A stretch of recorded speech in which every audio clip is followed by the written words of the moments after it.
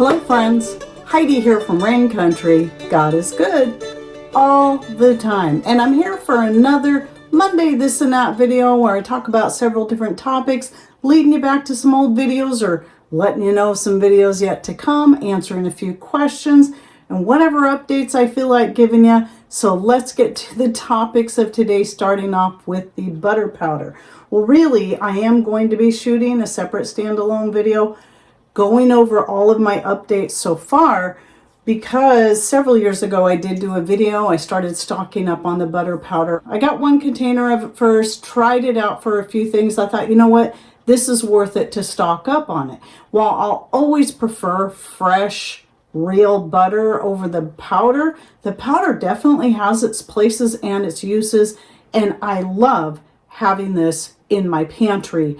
In fact, I have a lot of it. So the first place I was buying it from was Hoosier Hill Farms on Amazon. I'll try to link to that down below, but there's other places that are good quality companies also selling it, which would be Judy's and the Anthony's Goods. And sorry if it's a little noisy, it just started hailing outside, but I forgot to go back and check the price differences, so I'll try to put a list of those right here and then try to link to each one of them down below. But I've used Judy's brand in other dairy products as well as Anthony's. I have their heavy cream powder, and just trying different brands, sometimes you can get a better deal with one than the other.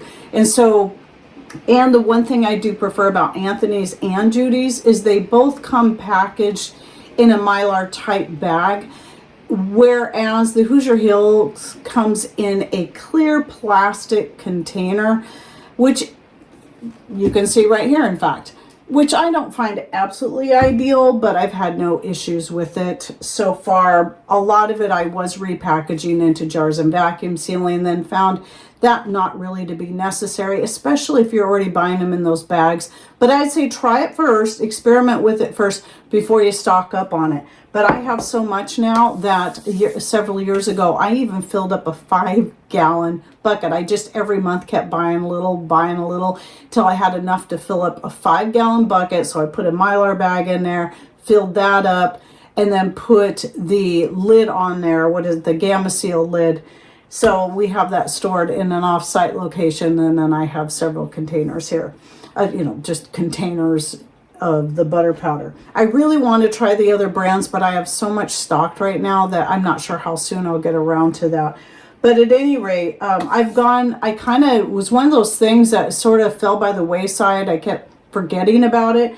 And I've been getting back into using it in more things again and experimenting with it more. So I want to give you some more updates about that. But one of the things I found, and I've done this several times with the same results, that using the butter powder in place of like palm shortening is what I normally use, the organic palm shortening I now get from Azure Standard. Using the butter powder instead of any kind of shortening actually makes the biscuits lighter, fluffier, and just provides a really nice flavor to them. So I've been experimenting with more things, such as putting it in my yeast bread, my pie crust. I'm not using it as a shortening replacement in the pie crust, but adding it to there, and it does add a nice flavor. A lot of times when I do my pie crusts and those kind of things, I usually do a blend of real butter and the palm shortening to get that flavor of the butter, but the more flakiness of the palm shortening. So I wouldn't say use the butter powder as a full replacement. I haven't tried it as a full replacement in pie crust, but the first one I did like a 1/4 cup of the butter powder and then put in almost about the same amount as I normally would of the palm shortening. And that worked out really good. The next time I did it, I increased the amount of butter powder and decreased the amount of the shortening, and it was still really good. It had a great flavor, but it wasn't as light and flaky. It's just all about experimenting. But I'm going to be going over more in that separate video that will be out probably in 6 weeks-ish, because that's how far ahead I am on my regular videos. Mondays are the only videos that are somewhat close to the time I shoot them. I shoot these on the Wednesday before the Monday because that's the best day I have to do it. Wednesdays and Sundays are my days to shoot videos, and I don't want to do it on Sunday because I can't be guaranteed I'll have enough time to edit it and have it ready to publish on Monday morning. So anyway, with that said, I was talking about bread. So another experiment I've been doing, just constantly trying different things with my bread recipe. So as you guys know, I've been, I don't know, quite a few months ago, I started experimenting again using my fermentation starter to make bread because I was determined, okay, this time I'm going to stick to it until I get it right and I get a nice fluffy bread that's just as fluffy and wonderful as using a dry yeast without having to go the sourdough method. And I finally mastered the technique, did a video on it, which I'll link to down below. But since then, I've been doing a lot of different experiments. Now that I'm more comfortable with working it, such as making a braided loaf, making the cinnamon rolls, and just a few other things. And so, by the way, I do have that pumpkin loaf I was talking about. I used it in that too. That video should be coming out fairly soon, where I share the recipe on how I made the pumpkin loaf and also share how I did the braided loaf. I did first a 3-strand, then I did the 4-strand. I like the 4-strand better. So anyway, yeah, be watching for that if you want to know how I got the shape of the pumpkin and et cetera, et cetera. So the latest experiment, well, I did one where I just did like a regular, just kind of a artisan type loaf, where I didn't use a loaf pan, and then took a little bit of the dough and made a braid and laid it diagonally across the bread. And that turned out pretty good. It sort of pulled funny when it went to rise, but it still was kind of a fun experiment to try that. And I also used the pumpkin in that one too. So it was a pumpkin loaf without making it look like a pumpkin, because I really like the flavor of that pumpkin bread. Oh, so good. Anyway, the most recent one was using some stainless steel cookie cutters, and I had been meaning to buy some new ones for a long time. I don't use cookie cutters a lot because I don't do a lot of shaped cookies. But I finally broke down and bought myself a set of like leaves. I already had some heart ones that I had found at a garage sale. And then I bought a flower one. And so I used those cookie cutters to basically cut out dinner rolls in fun shapes. So here's a little clip of how they turned out. And I really, really liked that. It made for an easy, just like dinner roll kind of thing, but in some fun shapes. And you could still cut them in half and turn them into toast or something if you wanted to. So we've been using them both ways, or even make a sandwich out of them. Like the flour one ends up being like that big. You could even use it as a hamburger bun, that one. Normally when I cut hamburger buns, I'll just use like a wide mouth band to cut the hamburger bun shape. But you could have a flower shaped hamburger bun, because it does end up being big enough for not a huge hamburger, but yeah, about that big. So I might do that next time I make hamburgers, and thus the hamburger buns. Okay, then the next thing is that I needed to get another batch of elderberry syrup made up. Even though we do use it, I end up giving it away to family more than we get to use it ourselves. And a few members of our family were getting sick, and I asked them if they still had some from the last batch, and I noticed I was running low, so I made another batch. I will link to my old video down below. I say old because now, when I look at those videos before Patrick finished all my upper cabinets, because he did build all these, it's like, whoa, that's older than I thought. But also, I have updated the recipe a little bit since then, just a little, and added some options. So I'll link to the video, and under that video, you'll find a link to my free post at Patreon, open to everyone. Nothing's locked down. I'm going to talk about that more a little bit later. And in that, I did go back and edit some of that and added a few things in there, just as some other options for herbs you can add and so on. But anyway, so I made the batch of elderberry syrup, and here's a picture of it right here. I like to make it look cute. It looks nice for the picture, but then I can gift it to my family and then still have some for us as well. But anyway, this time, normally what I do is I just compost the barks, the herbs, the berries, all the stuff that's in there. And this time I decided I could dehydrate it. This is a good option. But I decided I'm going to go ahead and try it in tea first. So I just kind of stuck it all in a jar, and I'm keeping it in the fridge right now. And I made a really strong pot of tea out of it. It was like too strong because this has horehound in it and a few citrus peels, so it made it really bitter. But I was able to kind of water it down a little bit with some other tea that I had made, some spicy tea.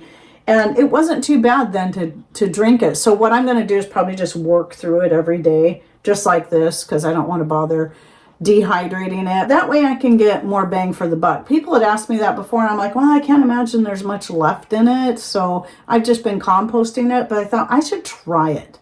And as strong as that tea was, because I put a couple of really big scoops in a smaller teapot, like a quart size one, not the half-gallon size that I have.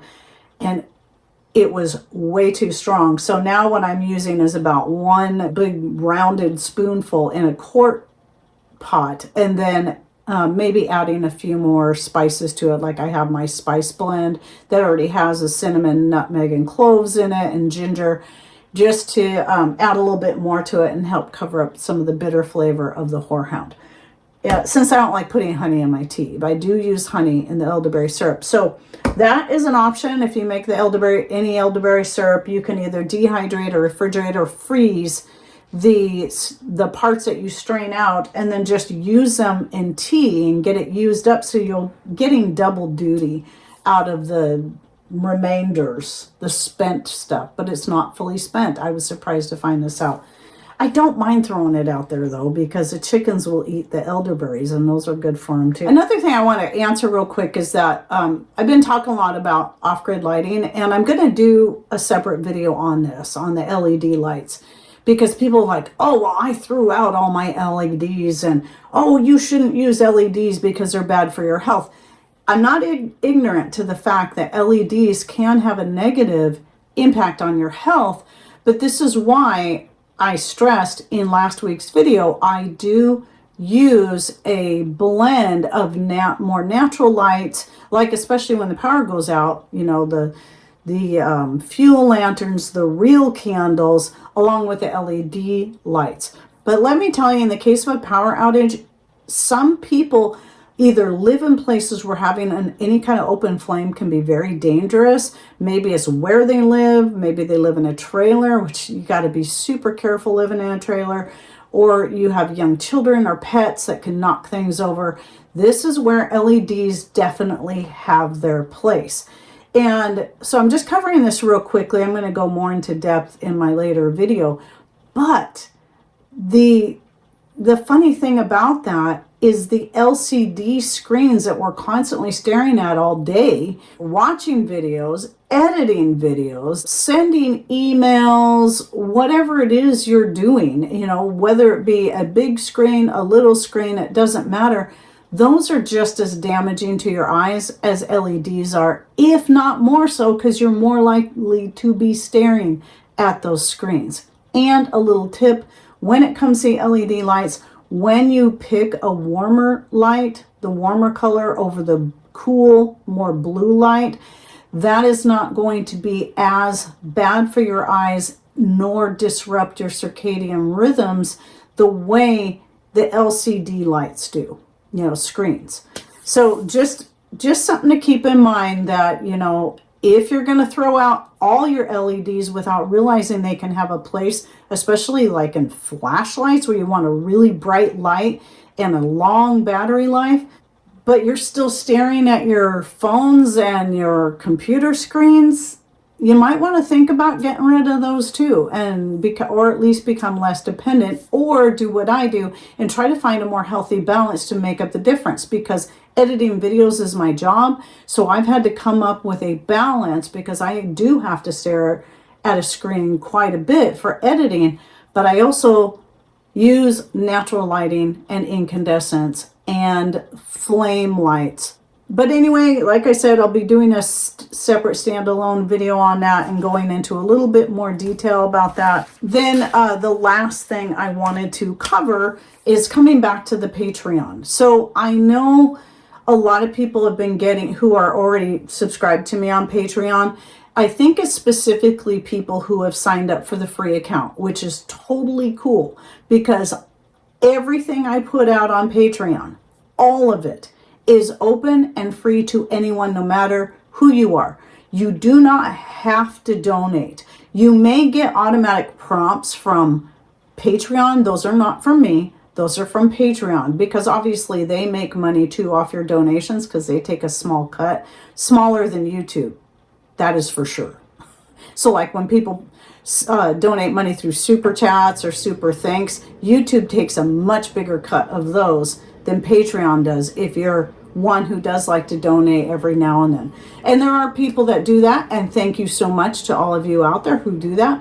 But I never ask for it. I always want my content to be free to everyone who needs it, because not everybody can afford to pay for this kind of education, but they have a desire to learn to get themselves in a better place. So with that said, I also know Patreon's been sending out emails to people saying, you can upgrade to a paid account and save 50%. Those are not from me.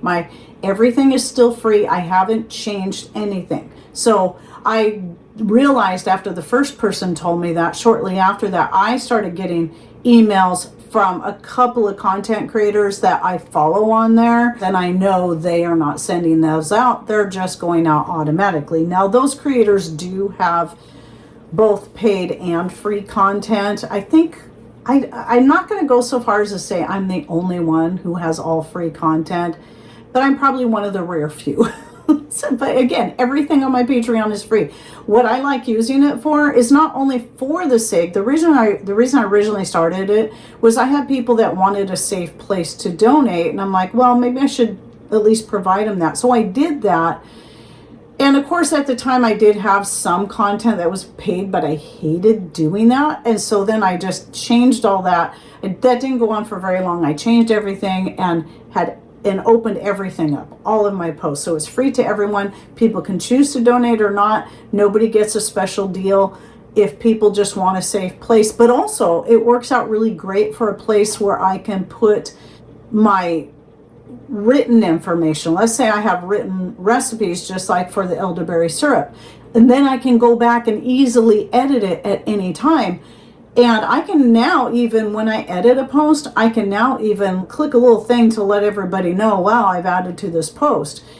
And I thought, well, that's cool, that little feature. So if you are following me on there and I've updated any kind of recipe and added more information or maybe changed some things, you will get notified as long as you're subscribed, you'll get notified when anything's been changed. So I think that's pretty cool.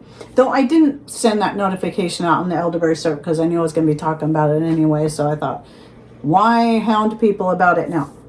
So just so you know that, I just want to make sure, clear that up. That was not me that sent those out. I had no idea they were going to do that. That was Patreon that did that, and they're doing it to all content creators and their followers who do not already have paid accounts. So anyway, that was it. I wanted to make sure I got that out there.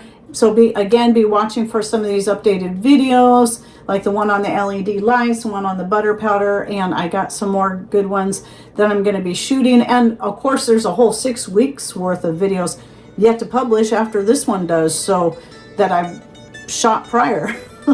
So anyway, any thoughts, ideas you'd like to share, please put them in comments down below. And thanks for watching.